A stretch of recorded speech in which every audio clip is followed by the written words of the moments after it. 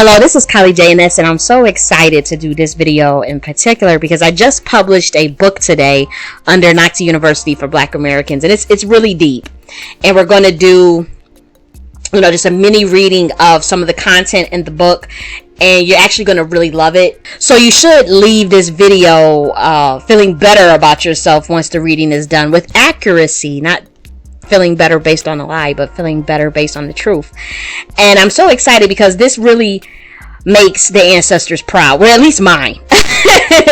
and in particular, the process for even just going into this writing and coming up with certain concepts is very spiritual for me, and the process for them and the dark goddess in terms of the channeling aspects, the downloads.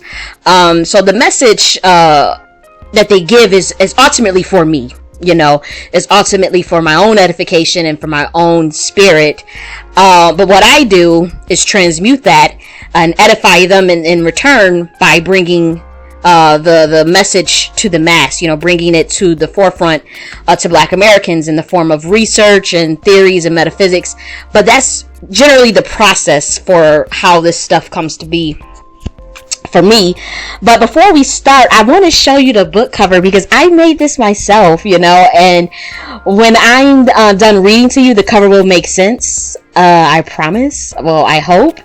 And as you can see, I got various symbols, various things that you are familiar with, things that you're not. So we have, even I done stuck Dr. Claude Anderson on there, so check him out. We got him on there, and I really admire him.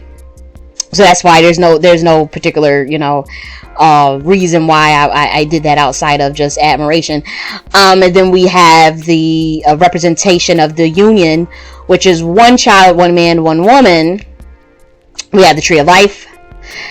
We have the moon phases showing cyclical from light to dark, cyclical phases of transmutation to inauspicious to auspicious states. I'll get into that in a bit. And we have me in the middle, and we have the Juneteenth flag for Black Americans. That's just, it's cut off obviously, but that's the Juneteenth flag. We also have the Black American Heritage flag. So this is this interconnected, this network weaving, and some deep shit. And so that's the cover, as you can see, and obviously the title of the book is Alchemy Reservoir of Black Americans, the Collective Unconscious, Genealogy, and Preserving Ethnicity. So it's a tapestry of just going through one concept and then actually bringing it down to more concrete levels. So it is abstract, then brought down to more concrete stuff, and that's just the way my mind works. So that's why it's written that way. So it's real deep stuff, and so we're going to start. I do hope that Dr. Claude Anderson don't get upset at me for using his photo. If I have to change it out, I have to change it out. But I just thought it was a great way to show my appreciation. There are certain people that inspire me, and, the honorable thing to do while they're still here, or even when they're not, is to say who inspired you and to pay homage with things, So even though we may have some divergent viewpoints, he may even think, that I'm he may not even agree with a lot of my talking points, and that's okay, but that's what it's there for. So here we have the table of contents. So I'll tell you that before we start. So chapter 1 is called the Alchemy Reservoir. Chapter 2 is called Alchemy of Resiliency in Black American Culture. Chapter 3 is called Transmutation Process in Alchemy. Chapter 4 is Adversity. Chapter 5 is the Alchemy Reservoir Transmutation Archetypes and Symbols. It's a graph that I got to break down to you. You guys are going to love it. Chapter 6 is the stages of alchemy and reclaiming our identity.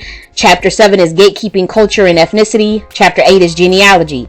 Chapter 9 is reclassification. Chapter 10 is flat blackness. Chapter 11 is reparations. Then there's some references. There's obviously some information about me, the author, and then there's other books by me that I put in the back. So that is the table of contents. I will not be reading all of my book on the internet, obviously. So I do ask that you guys support me by getting the book, because I do want to do this full time. I don't have an issue doing it full time, but if the support is not there, then I just obviously cannot give my full, devotion. Even with my school, I can't, as I'm doing so many things at once. So if you guys want this information, you guys want this material, you're going to have to support indefinitely. You will have to support, and then that will incentivize me to even produce this level of content clearly. So I want to talk about the process. Okay, so why did you make this Alchemy Reservoir thing? Like, what is this about? So obviously the Alchemy Reservoir for Black Americans, the collective unconscious. What does this all mean? So I was pretty much just pondering on how to understand the essence of a Black American, so I sought to answer the existential questions. What is the essence of the Black American, or the copper colored indigenous, the people that have created this culture or collated this culture that we see? Many say we always had the culture, many say we haven't. That's not the point. But to me, I was thinking of like, how can you encapsulate that in the collective sense after everyone theoretically would have done their genealogy, or everyone would have even sectioned themselves off into certain even splinter lineages based off of what they agree with, and geopolitics, and maybe social politics, and even geographic locations, whatever, all of those things to me made me want to think about, how do you encapsulate that experience, of the history of the bloodline of North America? And so I argue that is an alchemy reservoir, and I'll break down what it is, and that you have a collective unconscious. So I'm merely describing the collective unconscious of the Black American itself. And I use the field of analytical psychology to do this, to create that concept of the alchemy reservoir. So obviously the idea of a collective unconscious is popular in analytical psychology, but it argues for the overall conceptions of humanity itself, or what people would say is the Akashic records. But what I say is each group, each ethnicity creates silos based off of their experience, where they are at in time and space in the universe itself. The landmass, the history, the bloodline, all of that will encapsulate. So Black Americans have a very specific collective unconscious for themselves, and so I say that is the alchemy reservoir. So if you're not familiar with certain theories in analytical psychology, then it's okay. You will definitely still get this shit. You definitely will still get it, for one. But that is where this is coming from. If you guys are like, well, what did you root this in, And so before we begin, I do want to say that this is not the anticipated writing project that I was talking about. For those who know, this is a completely different, separate entity on its own. I want to be clear, because I wrote this book in 2 weeks while maintaining the same writing schedule. For the other project, well, except for like the last week, I had to pretty much focus, because I have to make sure that stuff gets published correctly. But for the most part, I was able to maintain, so this one is just a separate, just one-off, something that was just on my mind. Neurotic, have to get it out. It is what it is. So that's just the energy that I came in with. So let's begin. I'm going to start with the introduction. So the alchemy reservoir theory posits that due to the unique experience that Black Americans have as a lineage, a history, a culture in North America, they have developed an alchemy reservoir in their collective unconscious. This reservoir is the abstract conception of what encompasses the essence of a Black American. This theory provides valuable insight into the Black American experience and how it shaped our identity. It also has implications for how we understand our culture and ethnicity. The alchemy reservoir is what makes our culture so influential in the world, in terms of music, inventions, and more. An alchemy reservoir is a tool for Black Americans to use to preserve their prana bloodline. The purpose of the alchemy reservoir is to raise self-esteem, foster pride in one's culture, encourage genealogy, and create a sense of community. Even though individual Black Americans may have different walks of life and expression, the shared history and experiences in North America can be expressed or encapsulated collectively. The alchemy reservoir of Black Americans has a duality, or a shadow side. The shadow is the part of the psyche hidden from conscious awareness, but still exerts a powerful influence on our behavior. For Black Americans, the shadow may represent the experience of racism and discrimination inflicted on us, and the internalization of such prejudice that can manifest in self-hatred or inauspicious behaviors. The shadow is often seen as the opposing force, but it can be a source of power and creativity. By bringing the shadow experiences into conscious awareness, Black Americans can begin to work through their trauma to strengthen the alchemy reservoir even more and appreciate their unique beauty.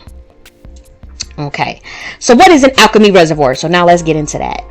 Black Americans have a long and rich history of spiritual alchemy, which is inner engineering, the process of transmuting one's innermost being into something of greater value.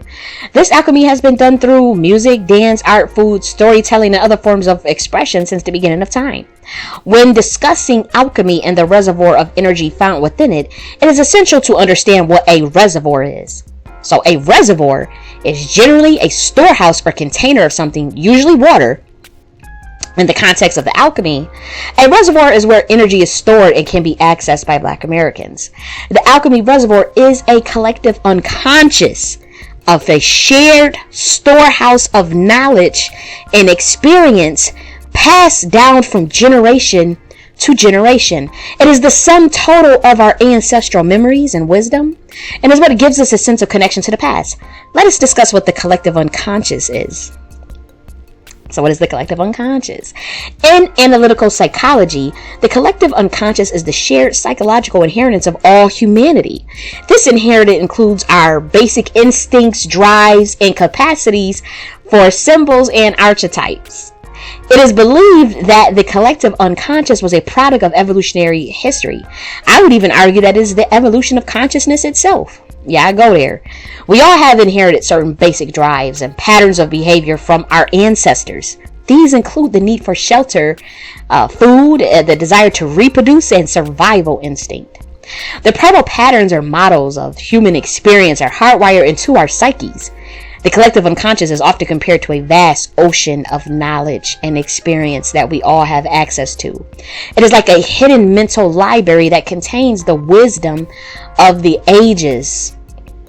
The concept of the collective unconscious is widely accepted in psychology, but not without controversy. An example of the collective unconscious at work is the phenomena of deja vu. This is when we feel we have experienced a situation before, even though we know we haven't. It is believed that the deja vu occurs when our mind taps into the collective unconscious and access memories or past images. The concept of the collective unconscious provides a way to understand the deeper layers of the psyche. As I'm reading this, I get a little teary-eyed because I'm telling you, like, the stuff that is being shown to me, and just this is so spiritual. This is very spiritual for me, so you guys have to forgive me. Black Americans have used the power of the collective unconscious to transmute their pain into strength, their suffering into beauty, and their oppression into growth. By tapping into this powerful energy source, they have created positive change in their lives and the world around them. Let us discuss the alchemy concept to understand better what the alchemy reservoir means. The word alchemy has its roots in Arabic term alchemia, which means the art of transmutation. The term was first used in a decree issued by Roman Emperor Diocletian against the old writings of the Egyptians around 300 CE. So the sources in there, I have a bunch of sources at the back of this book if you guys want to know.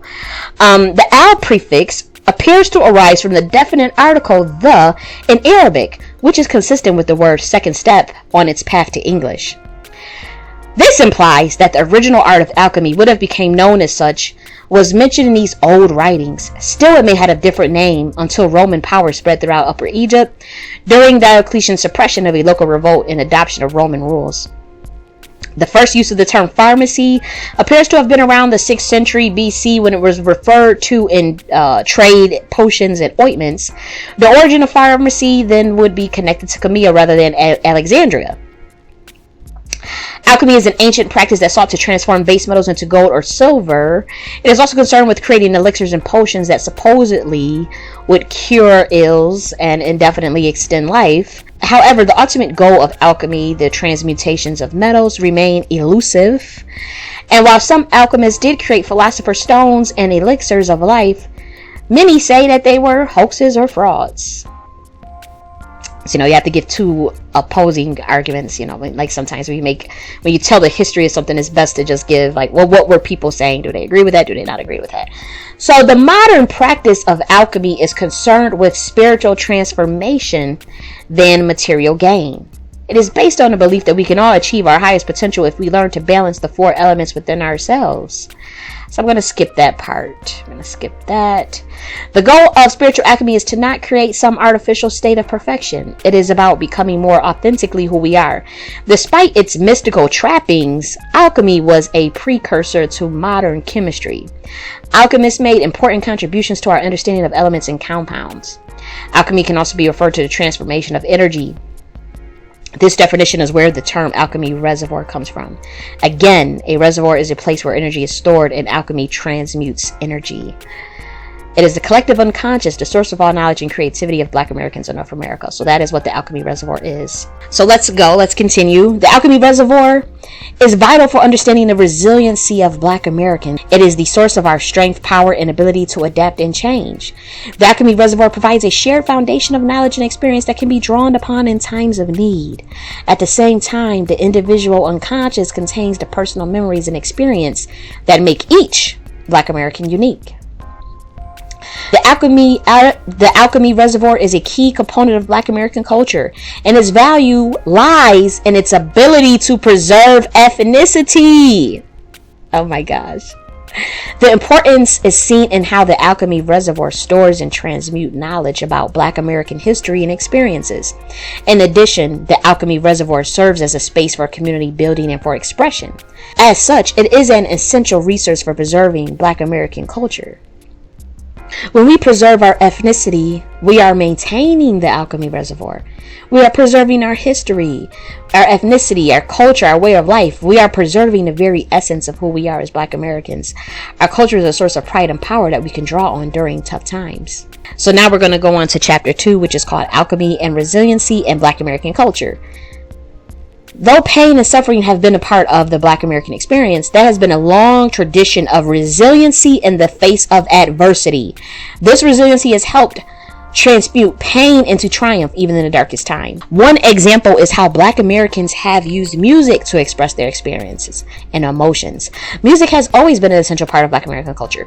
During slavery, for instance, music was used as a form of resilience, resistance, and rebellion.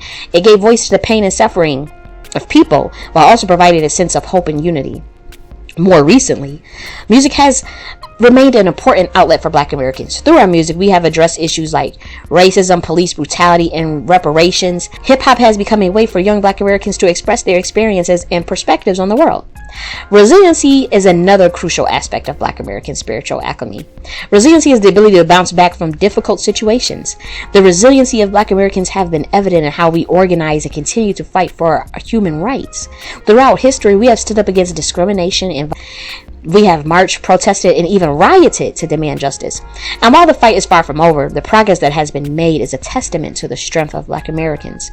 So I'm just going to skip around. So I skipped around and I talked about the dominating culture. Black Americans have made significant contributions to the world in their culture, from music to art, literature, and science. We have built the America that we know today. Black American culture is rich and varied tapestry woven over centuries and millennia. Some of the most powerful, important aspects of Black American culture include music, art, literature, dance, and food. These elements have been vital in shaping mainstream American culture globally.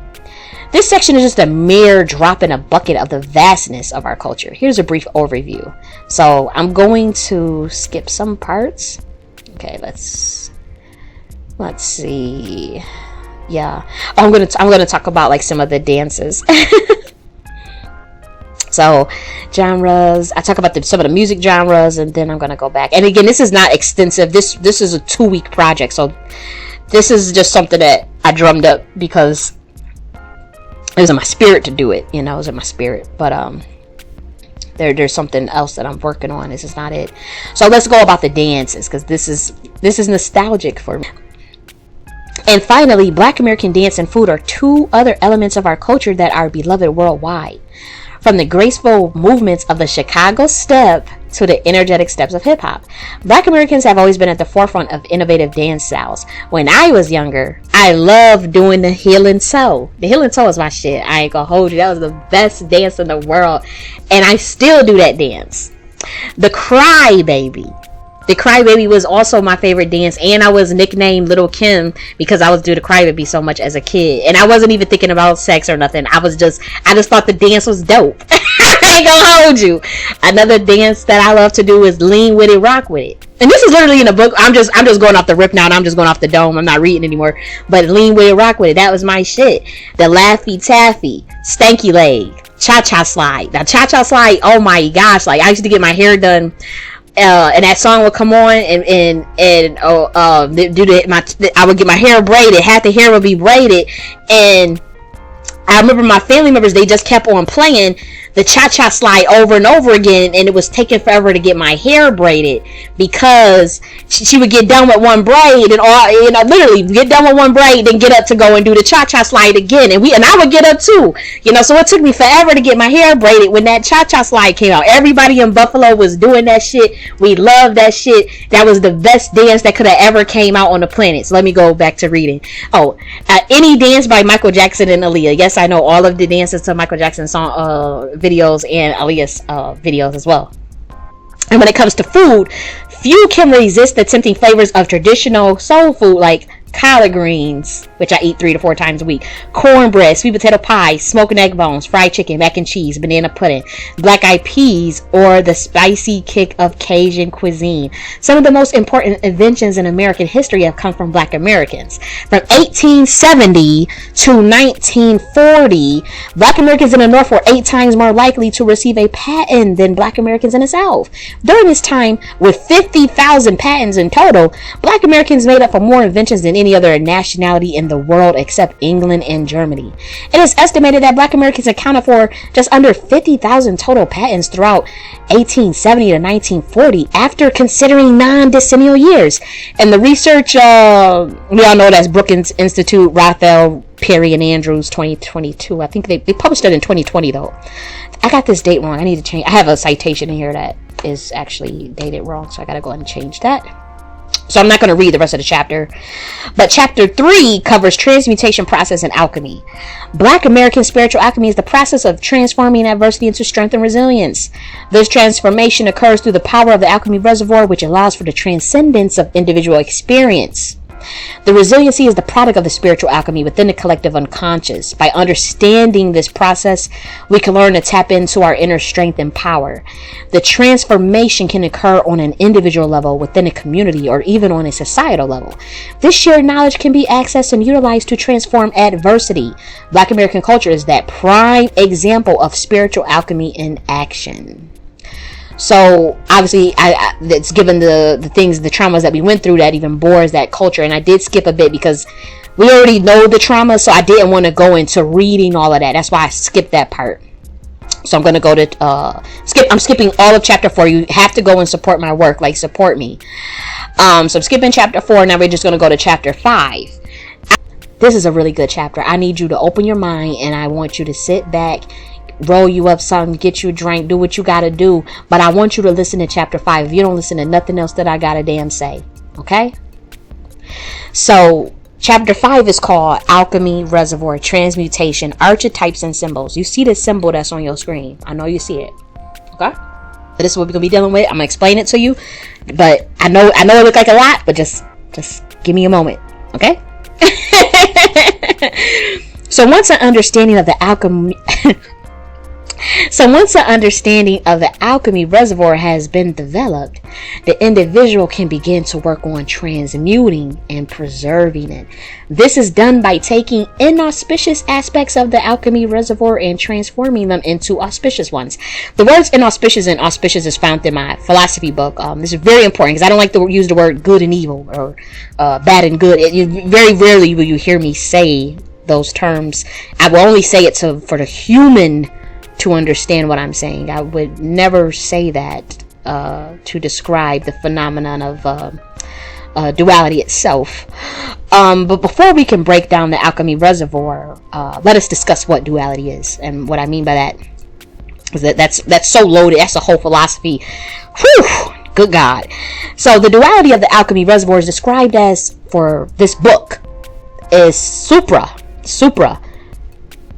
So you see that word at the top, supra, inauspicious. And then you see the other part that says neither, inauspicious. Okay, so supra means your higher self, neither means your lower self. Obviously, auspicious means things that serve, content that serves the higher self.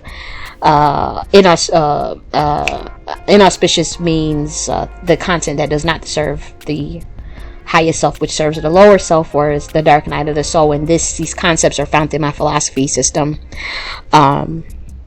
that I created 2 years ago. It originally created in 2016, but it took forever for me to sit my ass down and write the shit out. Let's continue. The theory of duality posits that there are two sides to everything. In other words, for every good there is a bad, for every light there is a dark. This theory can be applied to many different areas of the life, including relationships, religion, and even the universe itself. Duality is also evident in the relationship between the mind and body. The mind is often seen as the higher power. I would argue that the heart is actually the higher power, but that's a discussion for another day. While the body is seen as base and animalistic. However, it is important to remember that the mind and body are necessary for a person to function properly. The most famous example of duality is the Chinese philosophies of yin and yang, as we know. That symbol demonstrates how two seemingly opposite forces can actually complement each other. The yin, the black side, represents the darkness, negativity and passive energy. The yang represents light, positivity and active energy. And I brought that, I break that down in the Law of Gender book that I wrote. Together, these forces create balance in the universe. Now you understand what duality means. Hold on, guys. Just one moment. Okay, so I'm back, guys. So, let me keep going. Black Americans... Hold on.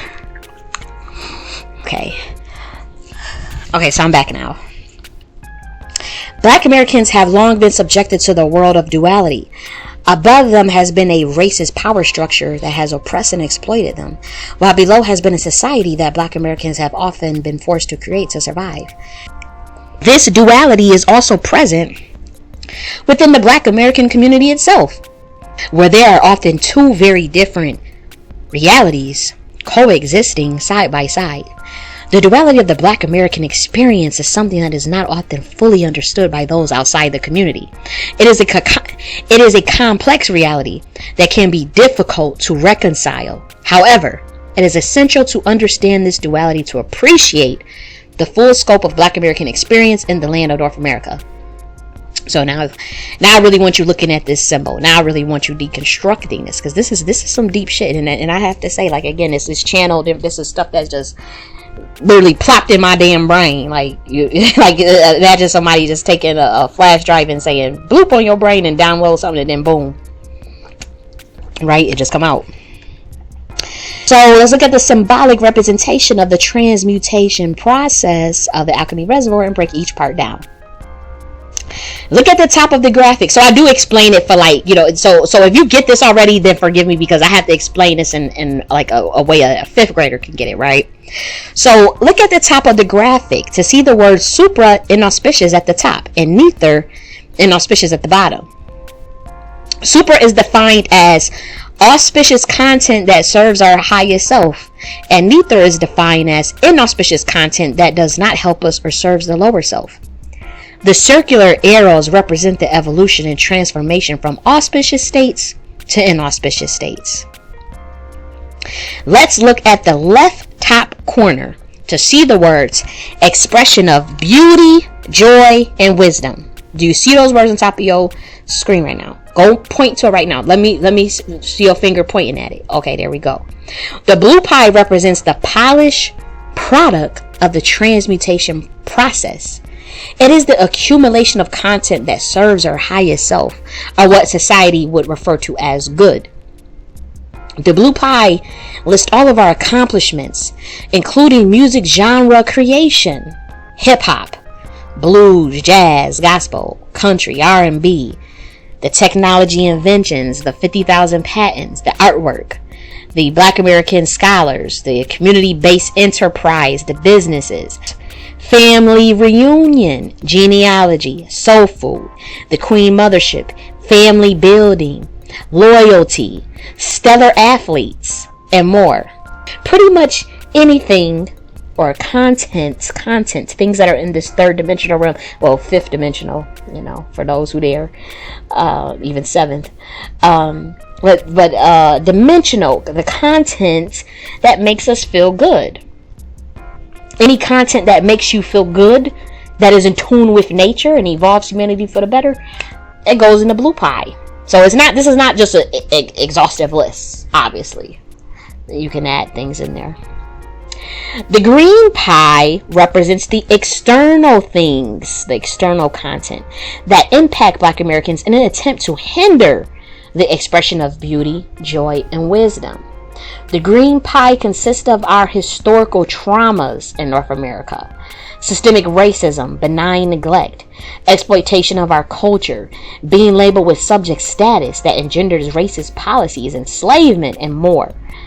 So these are the external things that are placed upon the Black Americans by our society. The items in the green box are inherently inauspicious because they cause harm. They do not serve our highest self, obviously. So you see it's circular. We're going in a circle now. So now we're going to look at the orange pie. The orange pie is the next level of the neither inauspicious pie, representing self-inflicted pain and actions that do not serve us and are harmful. Look at the bottom right side of the graphic to see the words internalization. Point right now to the words internalization. So if I'm babying you guys, just forgive me. I used to always do that with kids in my family. So I don't have kids, but I'm so used to doing that with, like, when I would teach a kid in my family, I would always make them point to the screen. So you guys gotta forgive me because he still watches my shit. So that's why I say that. The orange content can also be seen as internalized self-hatred, internalized low self-esteem, and even actions caused by the content from the previous level of the green pie. The externalized can become the internalized, which is the content designed to hinder the expression of beauty and joy. But I want to say this, to be clear, not all of the content in the orange pie is an effect of the green pie. Okay, so sometimes the content in the orange pie can be autonomous and exist in a vacuum. So what does that mean? What do you mean by that? That just means, in other words, it can be the result of someone's own poor decisions and their own lack of logic and irrationality. It happens to us all, So the orange pie can be seen as the dark night of the soul. It's a catalyst, a potentiator. The thing in the orange pie, or the content in the orange pie, could be self-abuse, whether that's through substances or sex, narcissism, gendered infighting, haphazardly having children without two stable parents, jealousies, selling people out, not contributing to the community, self-hatred, pretty much internalized or self-inflicted inauspicious actions and behaviors. And again, I don't make any value judgments of this. I'm just stating, that it's that's what it is. It's a spectrum, and on the degree from inauspicious to auspicious, things have their way, of what serves us and what does not. So let's move on. So the purple pie represents transmuting consciousness. So this is where we going back up, which is a lesson learning or malediction period that requires shadow work and self-reflection to reprogram the mind and transmute inauspicious content.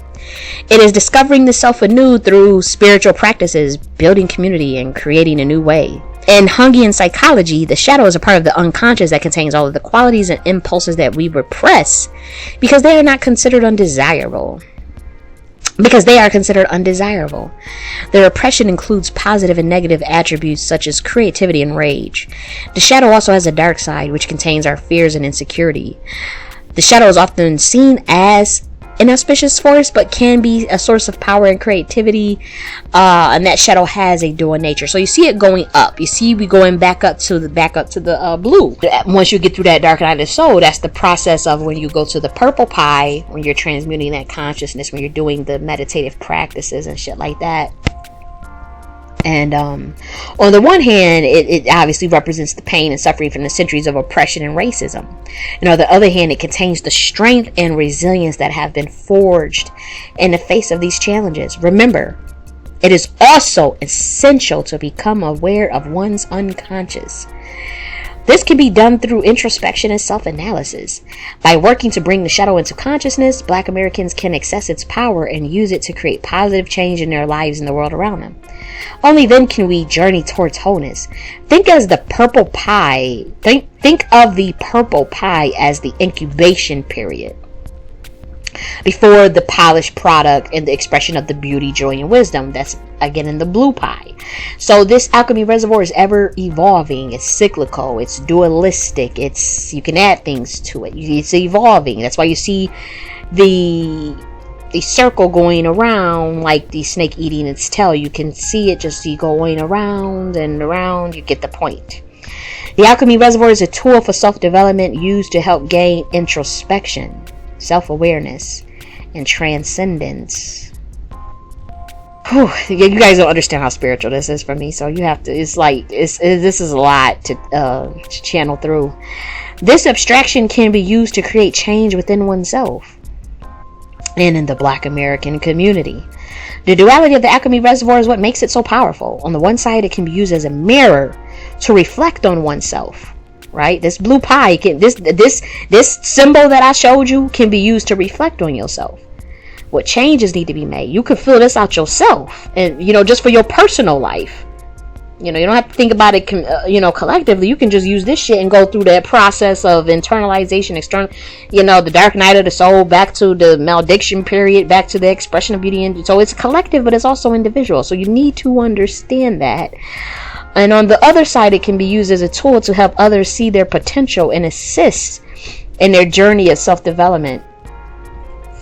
The alchemy reservoir, please listen to this part too as well. The alchemy reservoir is a reminder that we are all connected and that our actions have an impact on those around us.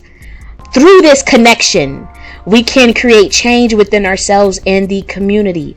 Using the alchemy reservoir, we begin to break down the barriers preventing us from achieving our full potential. We can use this tool to unify Black Americans and help us move forward together.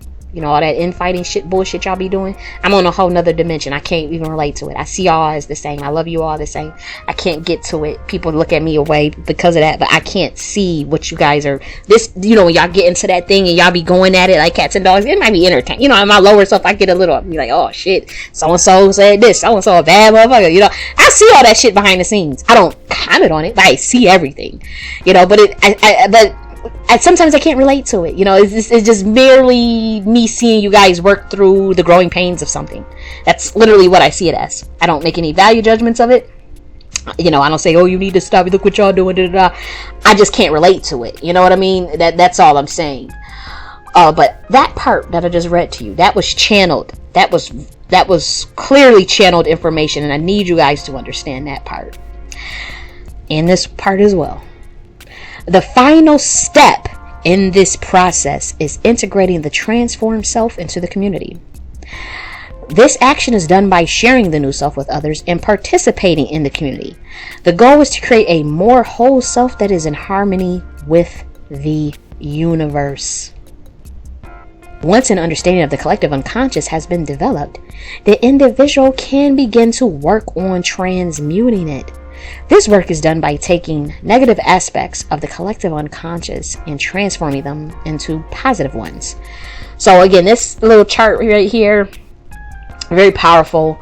Again, I'm so thankful for the Dark Goddess. I'm so thankful for this the ancestors for everything, you know, because this was really deep stuff that can kind of help you get through all that can help us get through all that infighting, get to see the bigger picture, get to raise the vibration.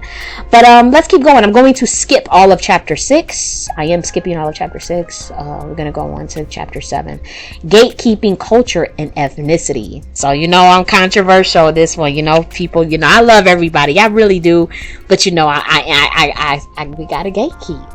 I want to be here too. My peoples want to be here too. They bloodline got to survive on too, you know.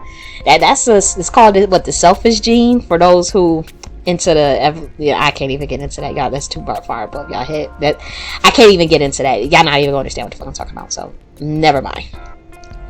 But let's go. Gatekeeping is the process of keeping track of and maintaining information about one's culture. It is often used to prevent the loss or extinction of a culture. In the case of Black American culture, gatekeeping is vital to maintain the culture's unique aspects and prevent its assimilation and theft. Black American culture is a vital part of the fabric of the United States. The contributions of Black Americans to music, art, literature, and all other fields are undeniable and essential to the country's identity. Obviously, I'm talking about North America. Unfortunately, Black Americans have often been marginalized and their culture devalued. The importance of preserving Black American culture cannot be overstated. You hear me? It cannot be overstated. Y'all have to bring me out my bag. To allow this culture to disappear would be nothing less than genocide.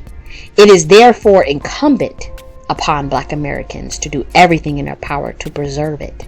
This includes ensuring that Black Americans have access to opportunities to celebrate and express their culture, and that they are not censored or underestimated or blended in with other groups. Black American culture has a rich history that is often exploited, and gatekeeping helps to preserve this history and keep it alive for future generations. It also helps to ensure that Black Americans retain their distinct identity within the American society. Chapter 8, Genealogy. Now we're going to have some tangents in here, but this is a good one. Genealogy is the study of family history and tracing of lineages. For Black Americans, genealogy is crucial to understanding American history and identity. Black Americans have built America as we know it, and their history is often shrouded in mystery. Genealogy can help to fill in the gaps and give a more complete picture of who they are and where they come from. For Black Americans, tracing family roots can provide vital clues about the past and help fill in the gaps left out of mainstream historical narratives. Additionally, genealogy can simply provide a sense of pride and connection to one's ancestors that can be deeply meaningful. Whether someone is just starting to explore their family history or has been researching for years, genealogy can be invaluable in uncovering the truth about their identity. Genealogy is the study and tracing of family histories and lineages. Genealogists use historical records to piece together information about ancestors and relatives from different generations. These records can include birth, death, marriage, and census records, as well as other types of documents like wills, lands, deeds, and military records. So there's a citation in there, obviously. This is very important. Black Americans, I need you to listen to this. Indians, Freedman, whoever you are, you got to listen to this part. This is part I need you to get, because I've seen some disturbing shit this week.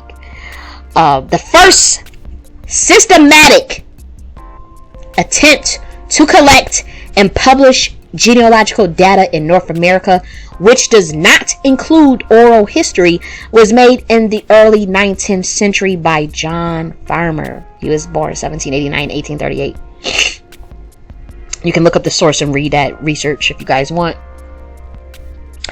The genealogy of Western nations has been traditionally focused on the kinship and descent of rulers and nobles, with many attempts to establish the legitimacy of claims to wealth and power. The term was sometimes used interchangeably with heraldry. We all know that genealogy used to be called heraldry, in which the ancestry of royalty was represented by their coat of arms. And that is York 2017. I believe I got that from either Harvard, but the source is in there so you guys can read it yourself. In other parts of the world, including North America, genealogy records of the nobility are extensive. For instance, Confucius' family tree has been kept for over 2,500 years and holds the Guinness World Records title for the world's largest living family tree with 80 generations. This is the Confucius Genealogy Compilation Committee. I actually published a 5th edition of the Confucius Genealogy in 2009.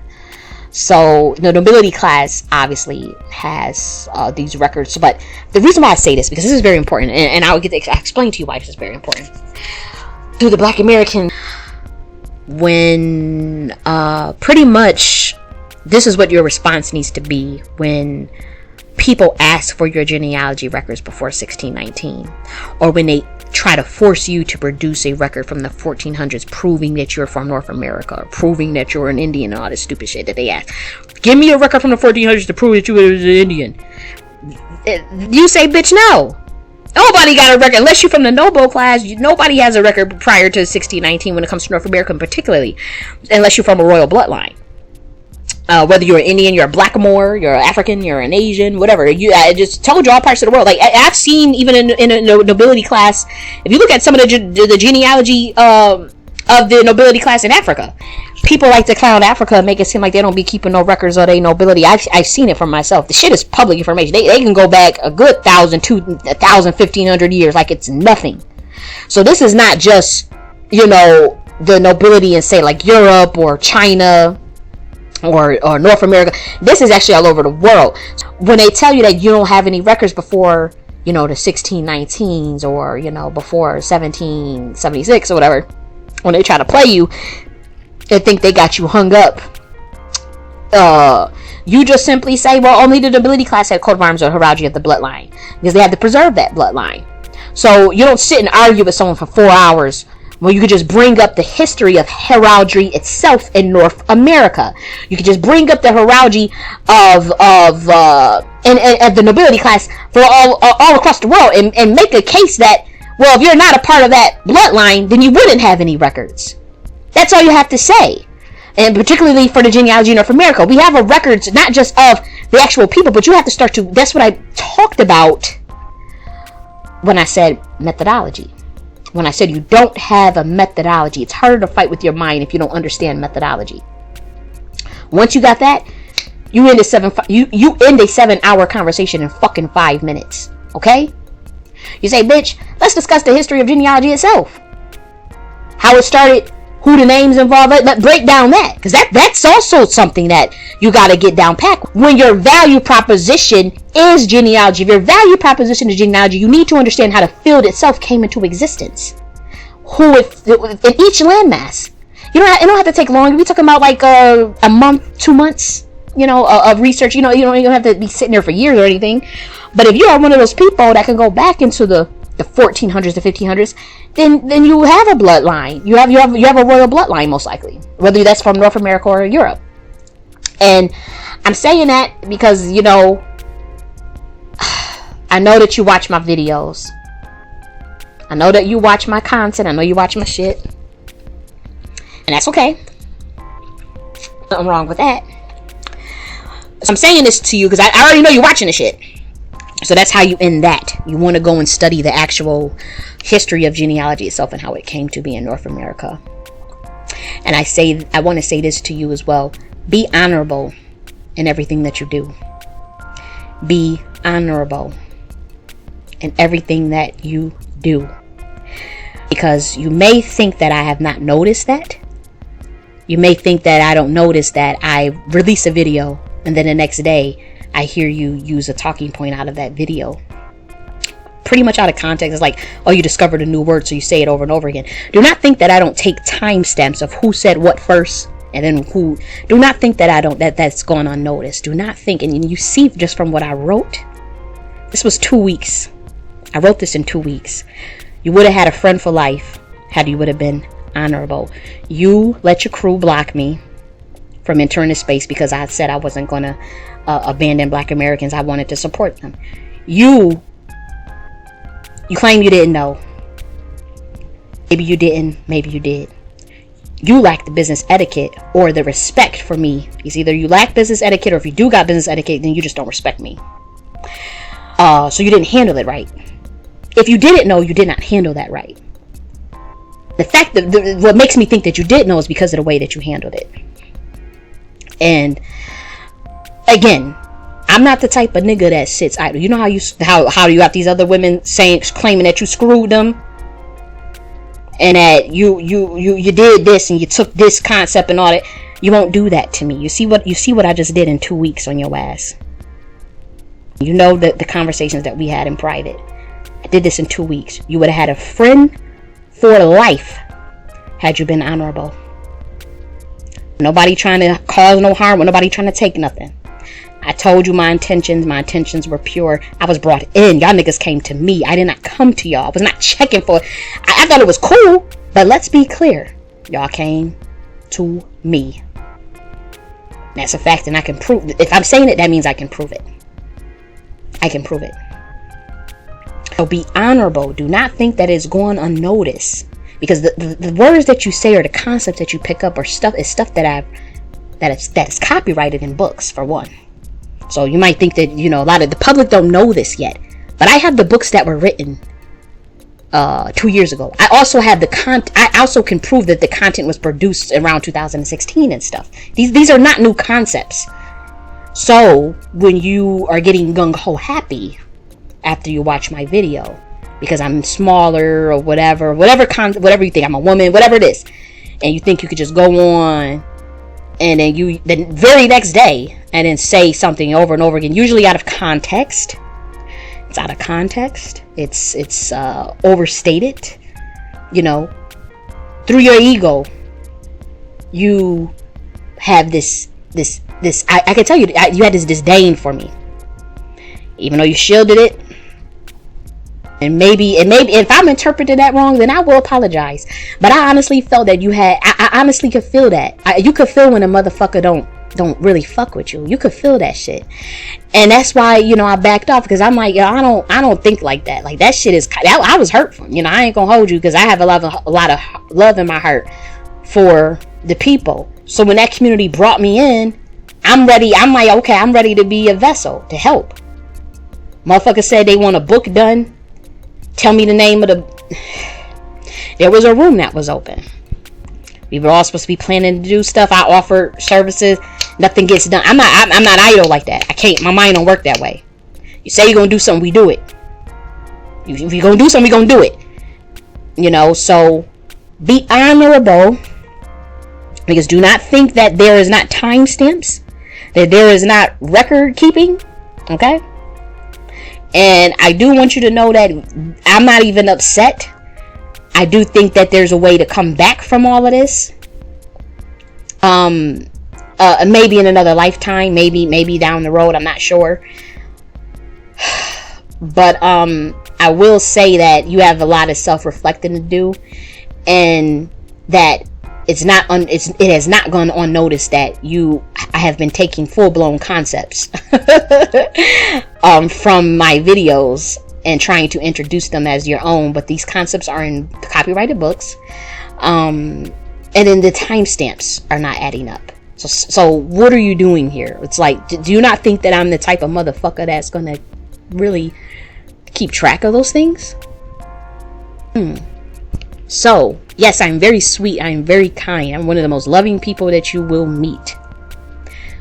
Do not fuck with me for no apparent reason. Do not think, because you and your ego, that you can fuck with a nigga like me, in terms of that backbiting and that throwing subliminal shots and shit.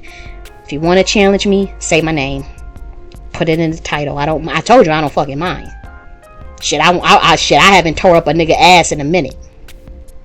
I haven't. I'm very humble. I just run my race. I run my genre. I push my line, and that's it.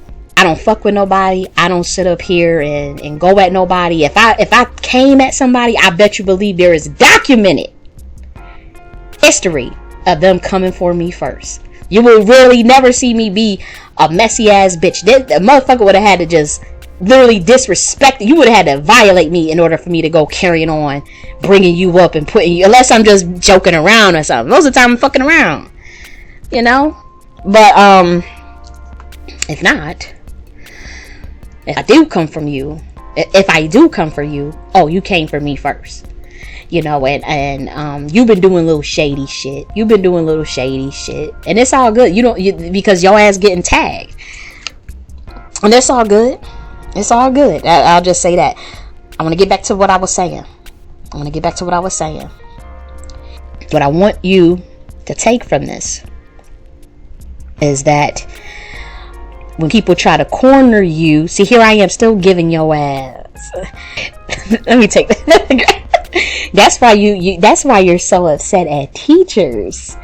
But what I do want to say is, yeah, when people try to corner your ass and try to get you to, you just go into your methodology has to go into usually the construction of the topic itself. So you want to know a little bit of history about that, so you could just slam and shut shit down. And that would have been an easy one to slam because nobody has a record. So plenty of the American Indians in particular, they couldn't have records going obviously before into the 1400s, 1300s. I'm not debating that, or even oral history. I'm not debating that. That most likely means you're from the nobility class. That's most likely what that means. And if you don't have it, that means you just were a commoner. And you know, I don't mean to say it like that, but this is very important because, you know, I'm from a royal bloodline. Every generation, including my own last name, has a coat of arms in my family. This is my biological family, by the way. And for the last 4 generations on my maternal side, the women literally just have the same first last name. Now the names change, but it's still in the same bloodline. But the names are exactly the same. Now this is from my own now I want to go into my own genealogy just a little bit. I will not be going into any detail, but just a little bit because you know, just to show how, you know, there is a thing where records are kept impeccably. They are impeccably kept. And to be honest, they are related. So each coat of arms in my bloodline is found in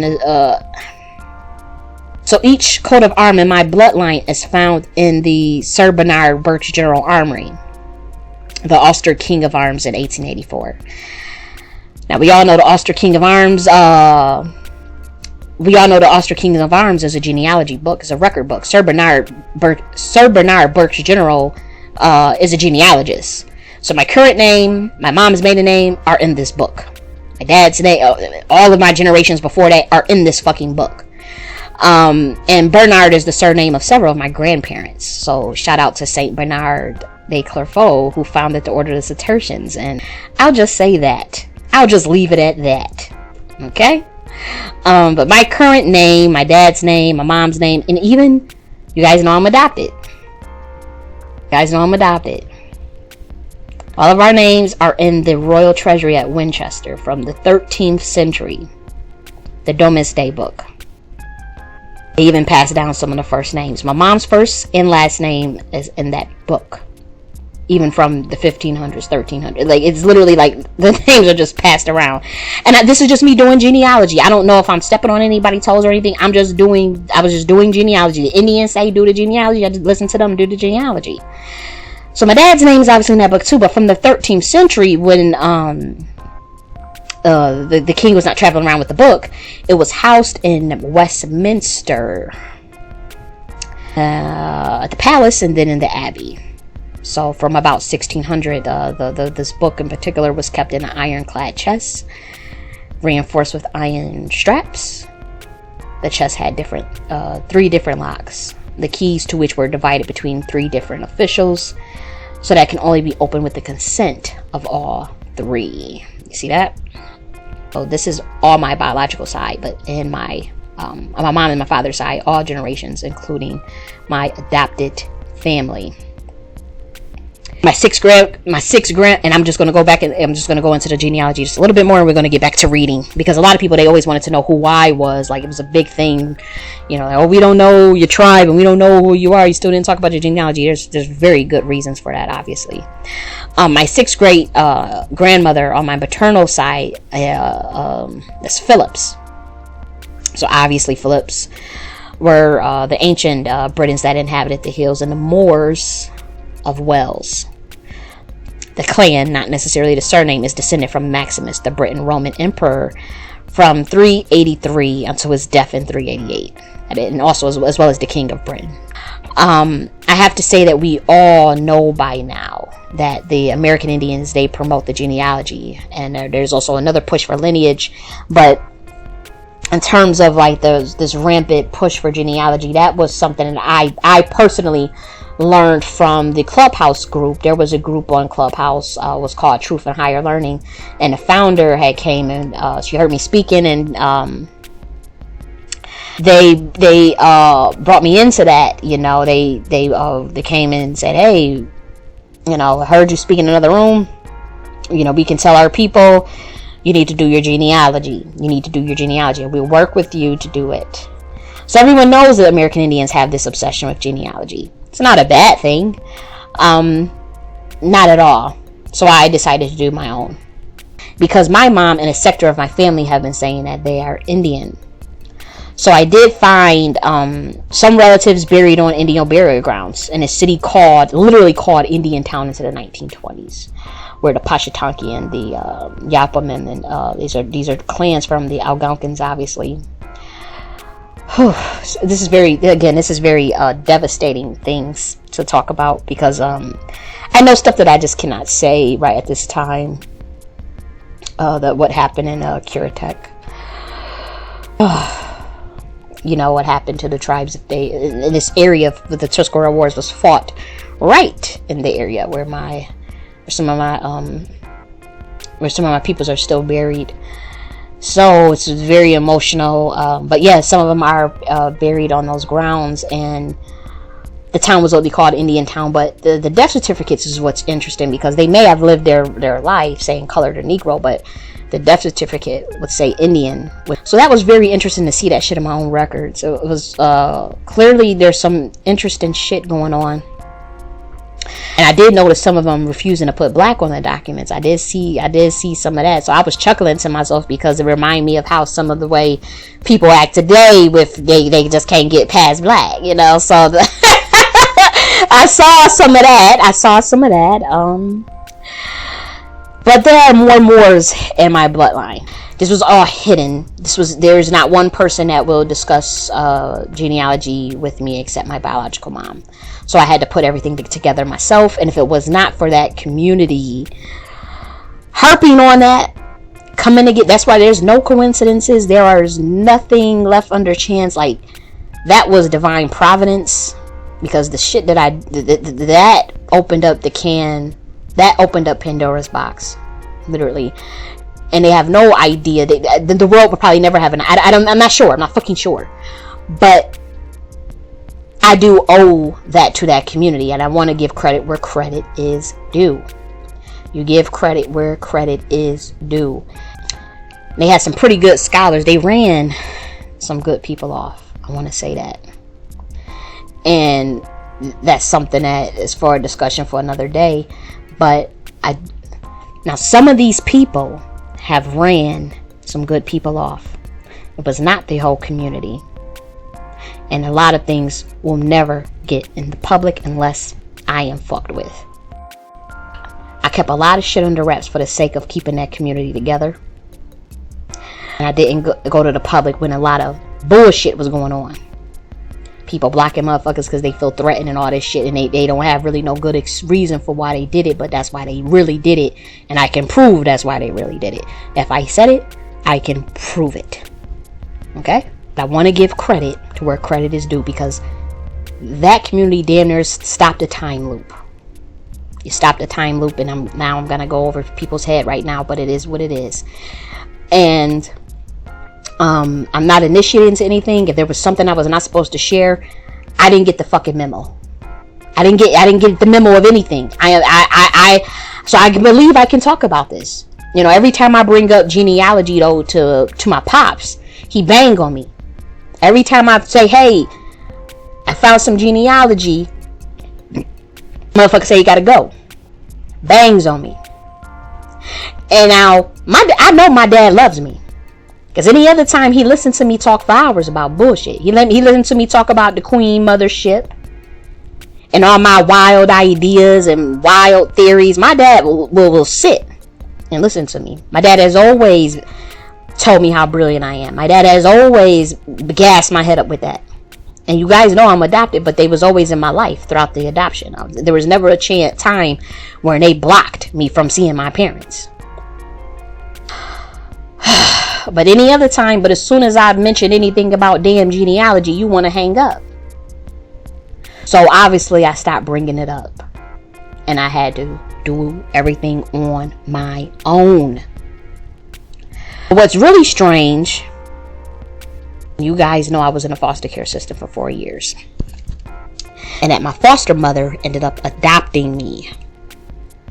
She ended up adopting me. I was in for 4 years, and she ended up, same woman, and she ended up adopting me and my sister.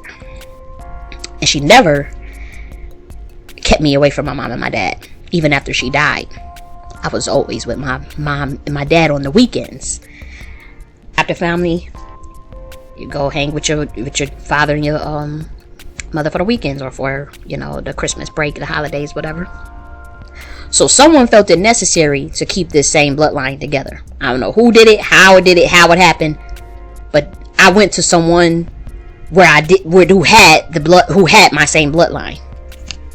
Now that's some wild ass shit. Now, my foster mom adopted me. You guys know I call her Granny. So anytime you hear me refer to my granny in the future, you know that I'm talking about my adopted mother.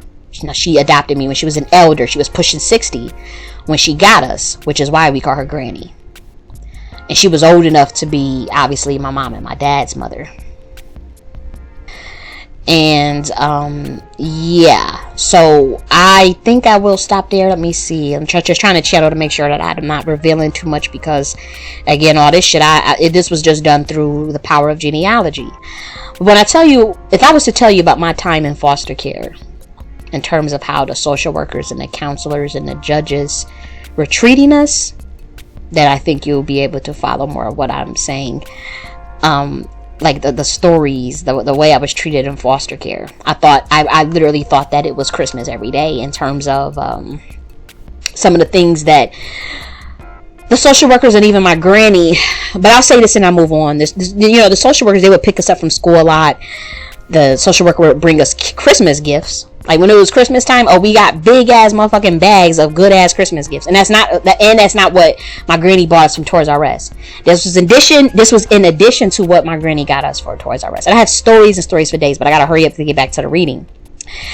They would take us to the movies. We were going to Kahunaville, which is like this really cool restaurant that shut down, but it was like it was really dope back in the day. It was like a Kahunaville, like Hawaii style. We would go to Jeepers. Jeepers is also shut down now. We go to Chuck E. Cheese and Darien Lake, and this was the social workers and the counselors. This was not my adopted mom doing it. She was doing it too, but like these motherfuckers was around like on a weekly basis. And obviously I also went to weekly therapy sessions as a kid, which I think that was normal, because I talked with other foster care kids and they said that they went to the therapy as well. So the therapy part was normal, but the other stuff, the outings, I thought it was normal at the time, but I now find out that was not normal. It was a very atypical experience. And I'm gonna say for the better. I would have to say for the better. And again, there was times where I thought I just had lost. I'm like, whoa, what the fuck? I thought I had lost my motherfucking mind.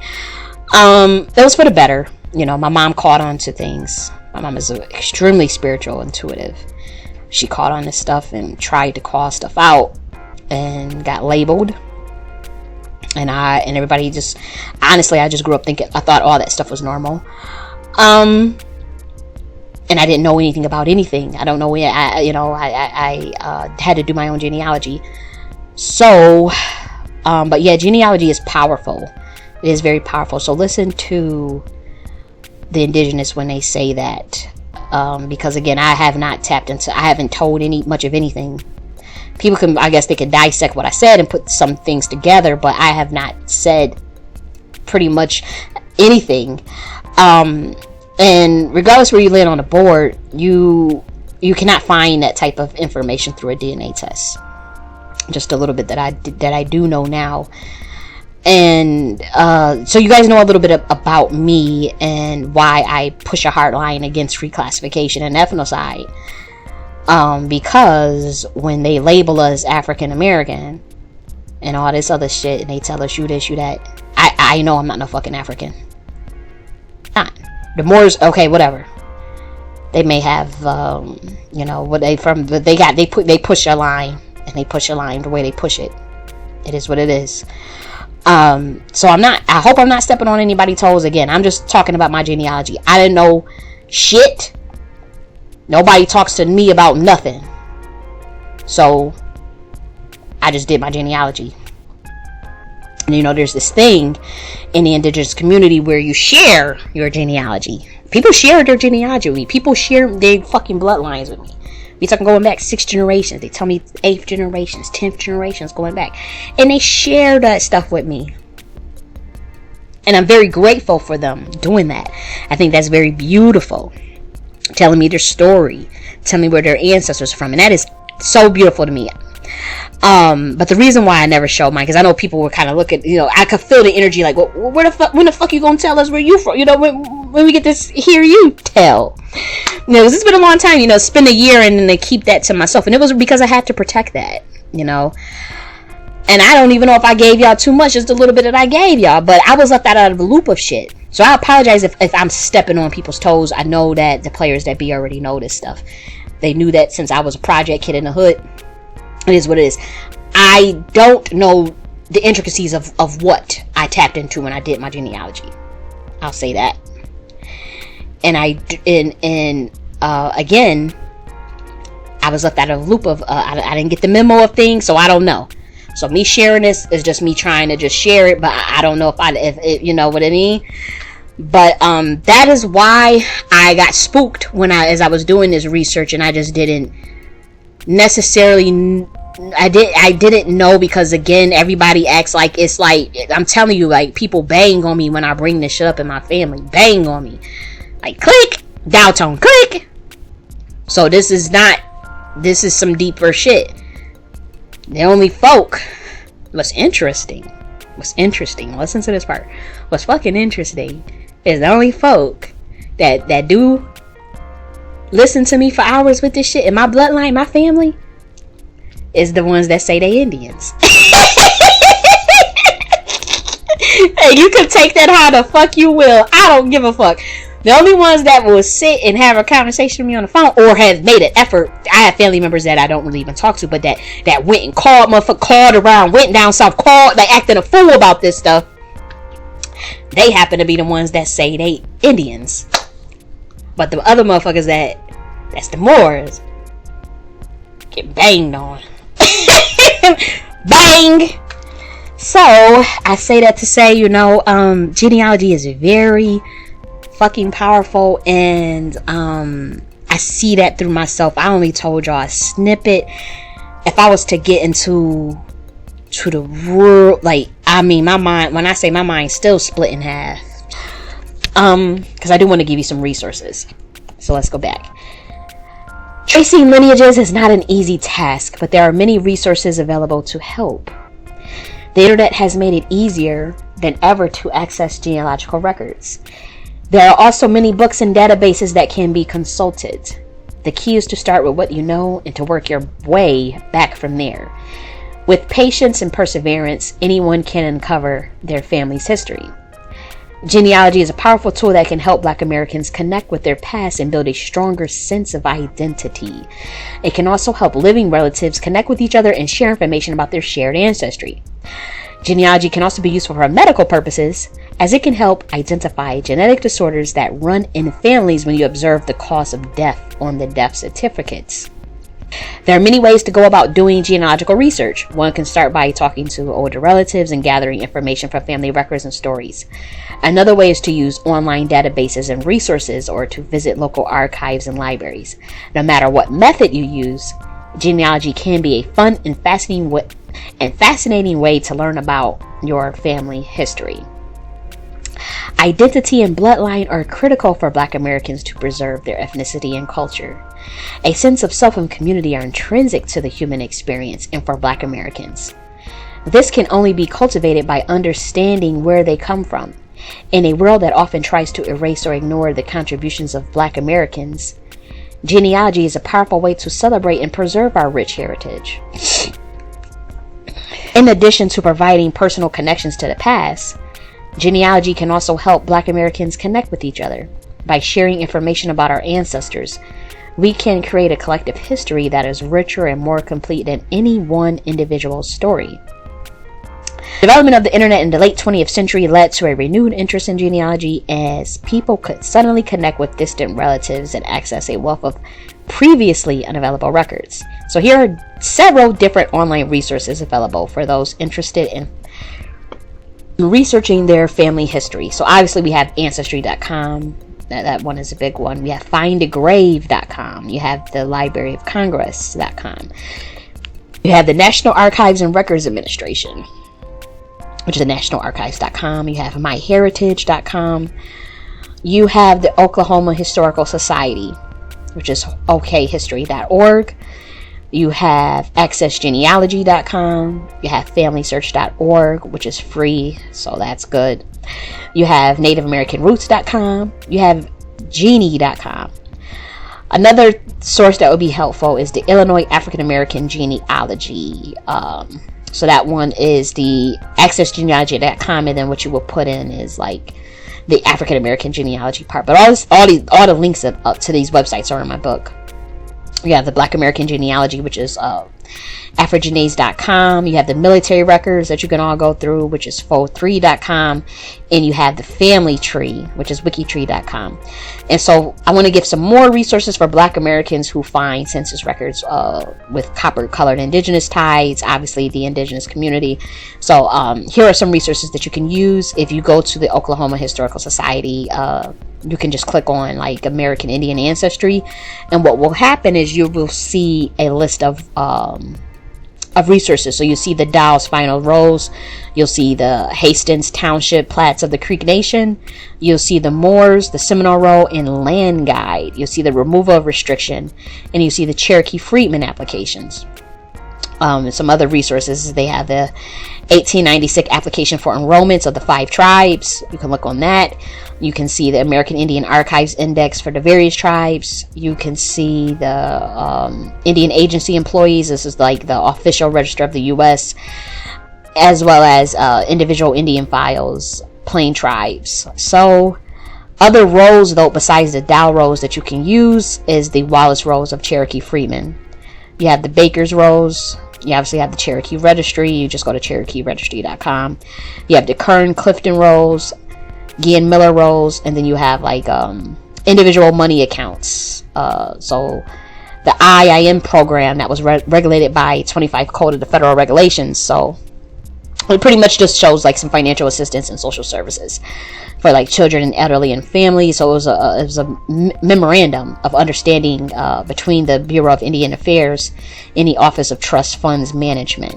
And there's a handbook on that you guys can go look up. That was made by the director of the Bureau of Indian Affairs.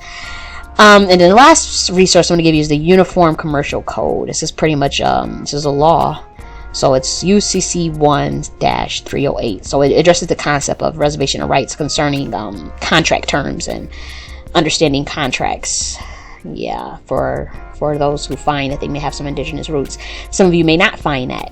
If you do not find that, you may find some. If you find some royal bloodlines, follow your coat of arms and look to see what. There's some genealogy books for certain royal bloodlines as well. You have your own specific genealogy books that you would need to go to. So shout out to the Indigenous community, the American Indian community on Clubhouse. They are the one that really was pushing that, and it would not be honorable to say that. You know what I mean? Like, it will be dishonorable to just gloss over that and act like that they didn't put those ideas in my head. You know what I mean? So that's where that comes from. So now we're going to go to chapter 9, reclassification. Juicy topic. It is commonly believed that the term African American is a more accurate and respectful way to refer to Black Americans than the older term Negro or colored. However, there is a growing movement among some Black Americans to reject the label African American because it does not represent them, as they are admixed, they are Blackmores, some are Indigenous, or some are 500 years removed from Africa if they come through the transatlantic slave trade. The word African no longer describes Black Americans because their genealogy is diverse individually, and many are multi-generationally mixed. Like myself, I am multi-generationally mixed. This is a fact. I can prove this just through genealogy. I am multi-generationally mixed myself, and yes, there are some Indians in my family. There's hella Blackmores and Indians and white. For me personally, just for me. Other people, they may just be Indian, they may just be have other things. But I can only speak for me. So we want to be recognized as a unique ethnic group. It is important to remember that not all you melanated people have the same history or identity. Some Black Americans can trace their ancestry back to slavery, while others are descendants of free people of color. Some are Indigenous. Those who are not Black American lineage are you melanated immigrants. An example of flat blackness is that there have been instances where Black Americans with no connection to Africa have been told that they should go back there. The bottom line is that the term African American is a misnomer. It is not accurate. So now we go to chapter 10, flat blackness. The term Black to describe all brown-skinned people is a type of ethnocide against Black Americans who have historically been identified as such by law. Now that Africans may identify themselves as Black and have appropriated Black American identity, that has caused a great deal of confusion. In Immigration and the Remaking of Black America, scholar Todd Hamilton, he's a sociologist from Princeton University, by the way, points out that failing to account for the diversity among brown-skinned people in America, but he just says Black people, in America can result in incorrect assessments of Black American social progress and racism's persistence. So this research about disaggregating data has already been done by a Black American sociologist. So he says, in Immigration and the Remaking of Black America, pretty much this book is going to help academics and policymakers to better comprehend the complexity of racial disparities in the 21st century by vividly describing the shifting character of African immigration to America. This shifting of Black American identity engendered the delineation movement in 2018. It really started in 2016, but the research for reparations came out in 2016.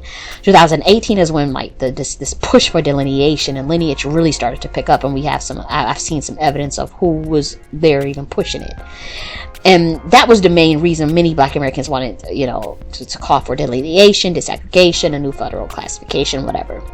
So the results of that study from the book itself, it could have massive policy implications for the Black American identity, social, economic, and political advancement.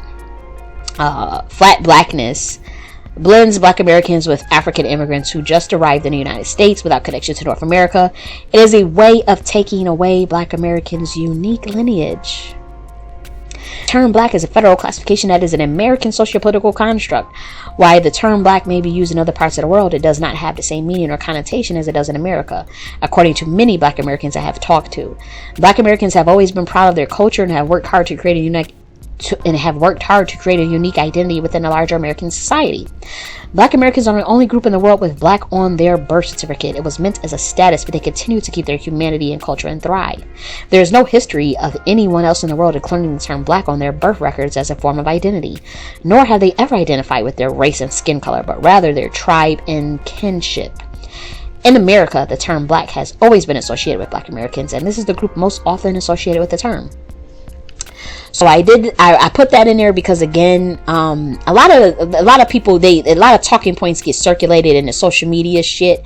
But the first time I've learned, again, there are two women that I learned this stuff from about a year and a half ago. One of the women, as I begin to give the information out, like I remember she gave me some sources, and I really went through like these law books and really just like went hard, and came back and gave my own spin on it. And I credited her right then and there. She gave me money for that. She sent me a Cash App. So I'm not one of those niggas that take. You know what I mean? Like I always say where I got something from. And you know, things don't work out the way they work out, or people fall out or whatever. But the person that I got that information from, I credited her right then and there when I said it 1.5 years ago in a space. She gave me the money for it, and the bitch is brilliant. We used to roll together, and you know, she done went off the rocker. But that's what happens when people have a fine line between genius and insanity. And yeah, so yeah, that used to be my road dog, but God bless her. And yeah, so these ideas, you know, a lot of people, they come now on Twitter Spaces and on whatever, you know, and they're like, hey, well, I came up with this, or I did that. And then most of the time it was not you, you know, and most of the time it was not you. And the people that it was, they will get the credit. I will make sure they get the credit, because I guess with me, like, you know, I document everything, and just now I just put everything in a fucking book. I can't even talk, because a lot of the stuff that I do say, you know, nobody is looking to give anybody credit. Everybody's looking to take.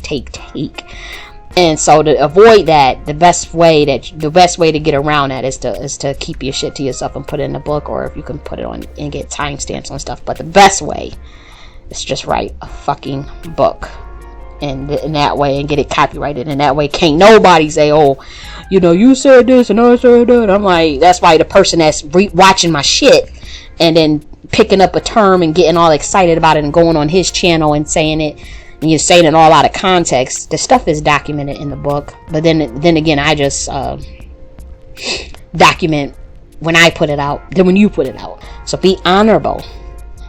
Sending it out one time. Be honorable. That's how you fare well in life. And people play a long game, you know, and karmic shit is real, and I'm learning that in this lifetime.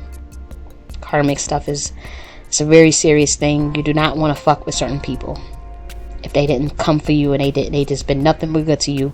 You do not want to, out of your envy, you do not want to just fuck with somebody, okay? Because you're already burnt a lot and you're already messy.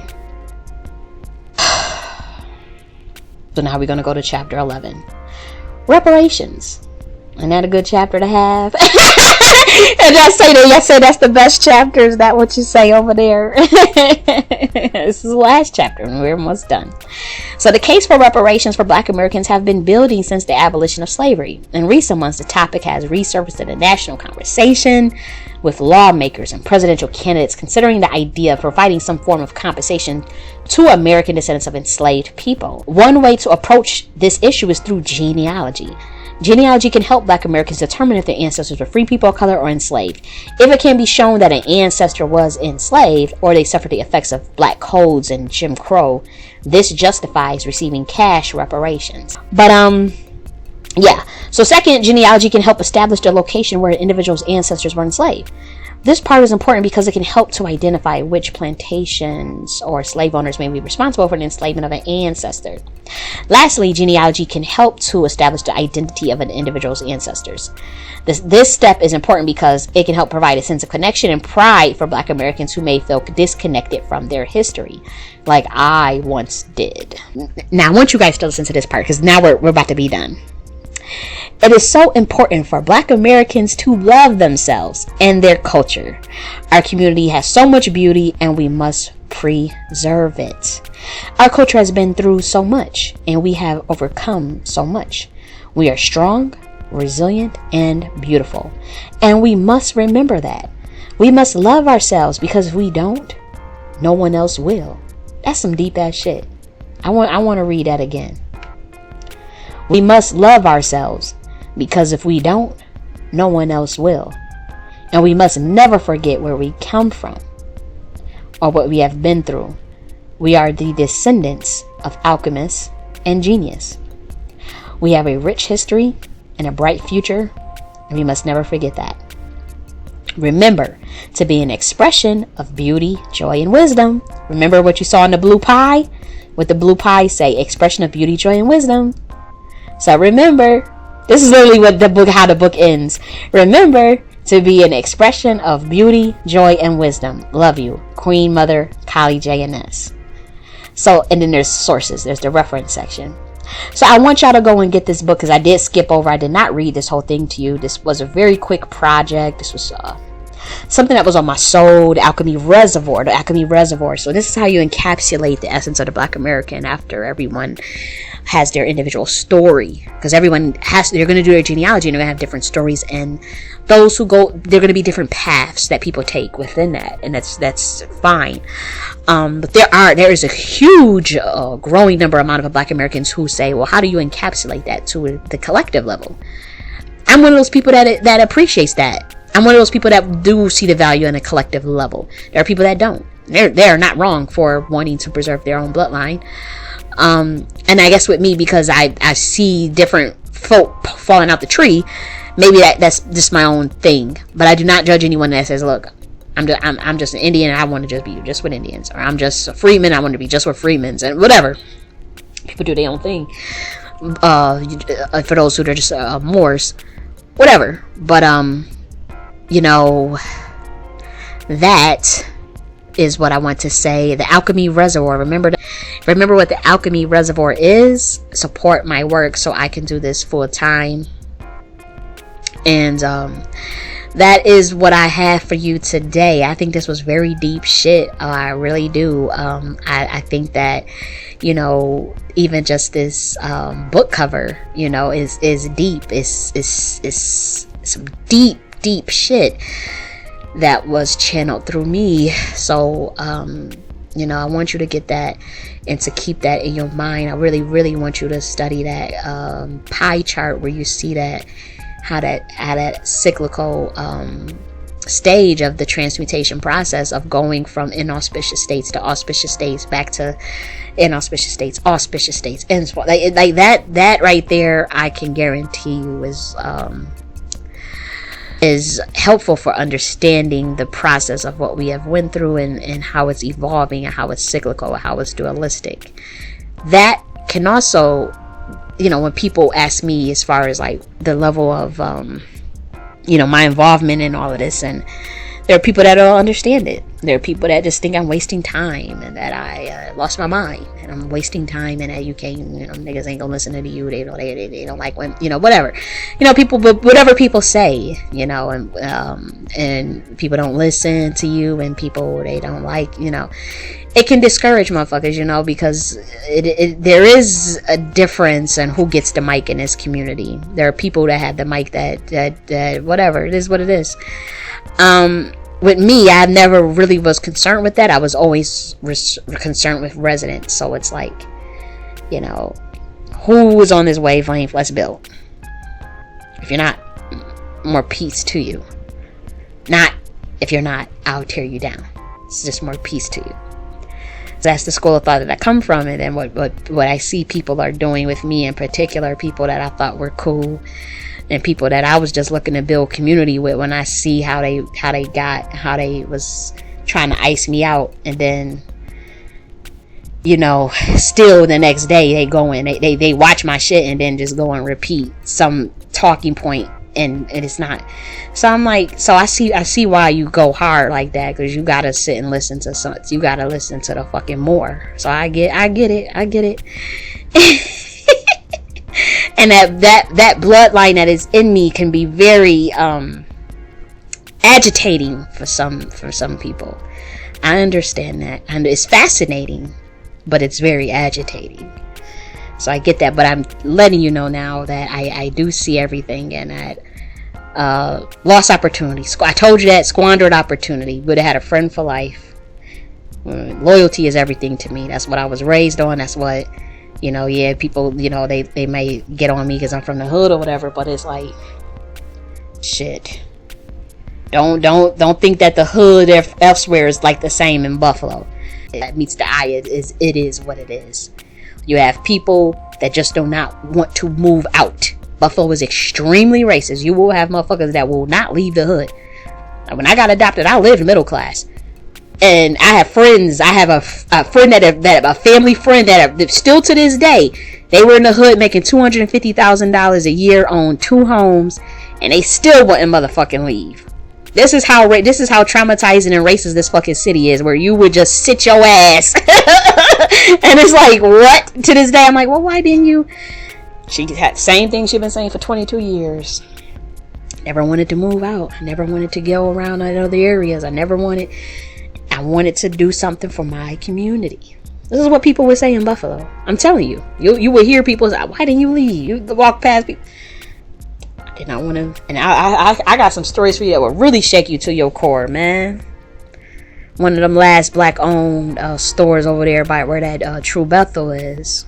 Had a personal experience with that man over there. You know, where that building where that Malcolm X is painted on the side like that. Had a personal experience. Personal soul experience with that man, that owner of that store. You know, you would think, because he was get robbed and, you know, not really making much, and that nigga stayed there all them years since I was a little girl, over there all them damn years. And he stayed there all them damn years. Whew. And I'll tell the story and I'll end it, because I want you to see, like, some people, they really are good people. There are still some good people left in this world. But I want to say, me and my sister, we went to the store. We had my baby with me. Everybody know that my baby. I don't have no kids, but I got, you know, I don't have kids, but like I got kids. Like I haven't birthed any. So we go to the store and we thinking that, you know, you could just pay with your credit card, you know, and he didn't have that machine. He was just still taking cash. But we didn't know that. So we go in there and we get everything you could think of, because he was doing cards, you know, and it was one of them stores that had a lot of Pan-African stuff in it. It had like a lot of shea butters, you know, the beads, crystals. What else did he have in there? Clothes, but more of like African clothes. Fitteds. I remember there were some fitteds in there. And it was cards, like, you know, like Black American greeting cards. He had that, and I remember, you know, we was like, okay, we're gonna support him. So we ended up putting like all this stuff on the register, and we were gonna just use our cards. You know, our thinking is, okay, we're gonna play with the credit card. Homeboy says, well, he was an elder. He was a very old man. Older, he was like in his 70s maybe. Homeboy says, oh, I don't have a machine. I just take cash. And he says, take it. He put everything, he started putting all this shit in the bag and said, just take it. And we said, no. We're going to walk up the street and go to the damn ATM and get the cash. I said this, you know what I'm saying? You know, I said, no, we're going to, We'll go and get cash. We'll come back. No, take it. And he was so serious, and I was looking at his eyes, and I saw that weariness. Y'all run niggas. Y'all do y'all people's dirty. I saw that weariness in him. I saw that shit. And he said, just take it. And we said, no, we gonna go up to the store. And what did we do? It was hot as hell too that day. We walked up there, and we went up. We found because there weren't even no stores around. So we had to walk to go find some sort of ATM. And we went back and we got the shit. We paid for it with cash. Like, that's just the type of nigga I am. You gotta stand on principle. It's like, what the fuck is wrong with y'all niggas? Like, y'all don't have no honor. Y'all have no integrity. It's like, it's ridiculous. That's why I started rolling solo dolo. Like, don't run with no motherfucking clique, because they make the block hot.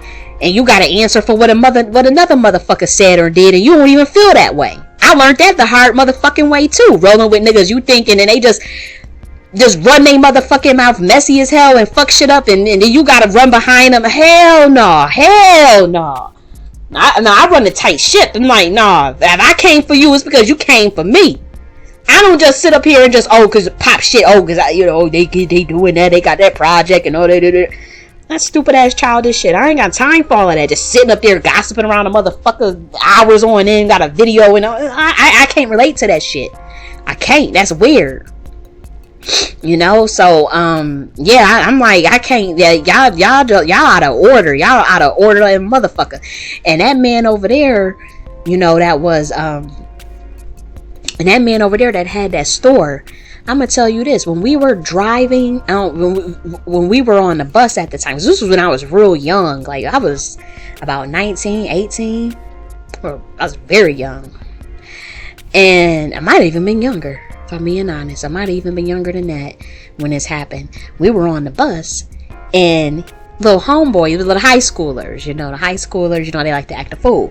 We saw this little boy, Black American boy, acting a fool, cutting up, pants was sagging, he talking his shit, cussing, you know, and we got off the stop at the same time. I saw this boy pulling up his pants, tightening up the belt, putting the coat,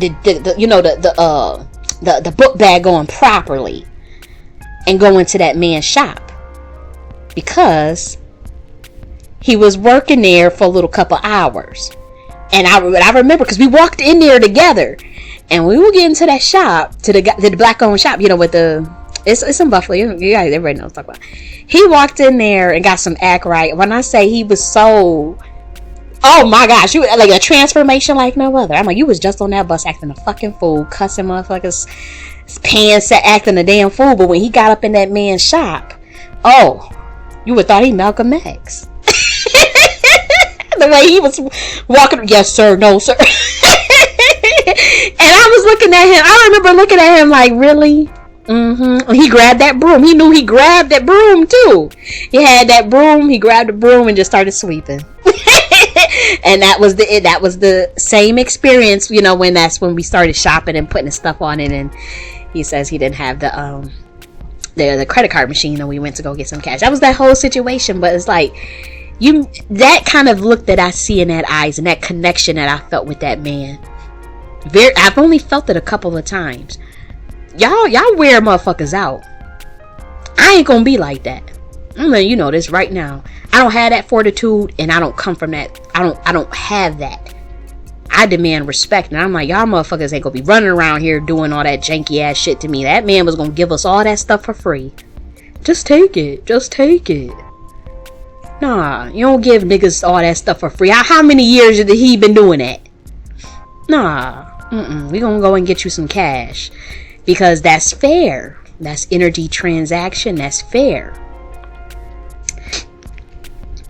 Yeah, so I done poured my heart out. You know, I wrote this in 2 weeks. I really share, being more expressive than usual. As you notice, I've been more expressive. I've used to just really be behind the scenes, and I actually prefer to be. I actually like behind the scenes. I really do. But it's a lot of shit that I'm seeing where I'm like, you know, people really will take your shit and run. People, you know, this we need old school. I like the old school ways. I'm very old school. I'm 30 years old, but pushing about 30, pushing on like 2000. Yes, I said it. 30 pushing on 2000. I don't feel 30 at all. I feel like an ancient motherfucker. I'm being real. I feel like an ancient ass motherfucker. I've always felt that way, and I was 5 years old, boy. Sure did. Being honest. Yes, I wanted to say that. I wanted to say that to you guys. And I truly love you. Please be kind to one another. Please be honorable. Be honorable in everything that you do. Get the book. Read it. Study it. I think it's pretty self-explanatory, but like really understand that alchemy reservoir and use those terms. Use that we have an alchemy reservoir in our collective unconscious. This is what encapsulates the essence of the Black American. We are an alchemy reservoir of culture. We preserve our culture. We preserve our ethnicity. We go through the growing pains. This, you know, when I'm giving this stuff, when I'm saying these things, it's for a reason. You know, I'm gonna lay, you know, off of just, you know, coming off so hard against the Africans, because that's not really my stilo. Like, it's definitely in me. Like, I ain't gonna hold you. Like, I definitely, you know, when people pop off, I definitely come. I'm definitely with the shits, you know. But I gotta I have a bigger calling than that, and I have to do better. Like, I can't just be on the internet screaming and fussing at Africans. Like, I know better, you know, and I speak on it. I'll speak on it, but I really want to do the work that I really want to do, and this is an example of that. As you know, this is an example of what I really get joy out of doing. I get joy out of writing. I get joy out of this type of stuff, philosophy, and coming up with things, and you know, but you know, you have to speak your truth. And so, like, I know that I could feel the tension behind some of the stuff that I've said about the Pan-Africanism stuff. I can read through energy. I can pick up on shit, and I know I done ruffled some feathers. I could feel it. And but it was real shit, you know. It was real. I didn't mean any harm. But it was real, you know. It's what I felt. And yeah, it was a reflecting moment for all you melanated people. It was a reflecting moment for all those of us that's brown skinned, to really say, well, like, damn, let's really reconsider this. Like, what ways in which we are not really serving each other needs and whatnot, you know. That's pretty much all. That's all that needs. It doesn't mean, oh, we gotta fight back, and you know, we gotta, oh, you said this about Pan-Africanism, and now I'm gonna say this about the Indians and the Black Americans, and we're gonna go back and forth like fighting like cats and dogs.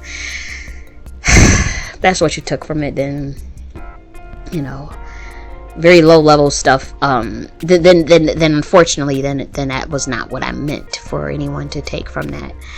But yeah, I'm gonna get going. I've been on here for a minute. I love you very much. Take care of yourself, and I'm gonna talk to y'all later. Bye.